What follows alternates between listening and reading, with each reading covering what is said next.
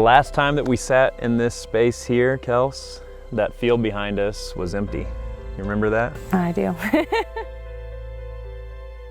And the reality is that that chapel would not have gotten built unless it was for the help of many of you, and even in some cases, people we didn't know, strangers for that matter, donating to make that chapel possible.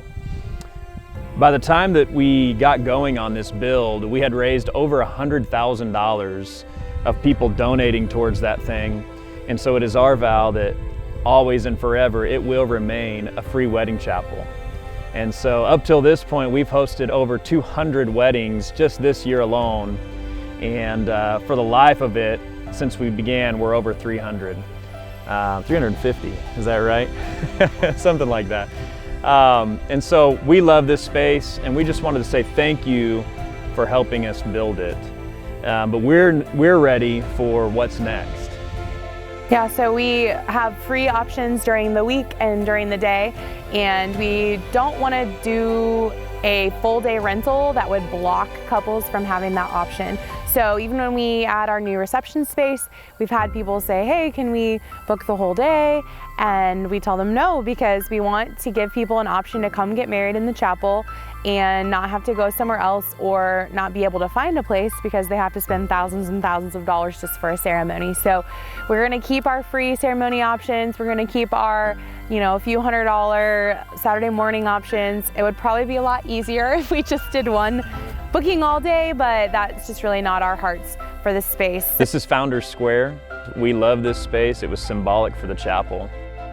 The thing that we want you to know about this space is there's still a chance for you to claim and put your name on a pole or on a brick.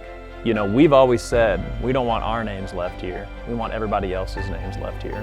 When you get married here, or if you just want to honor your marriage, you have an opportunity to do those things.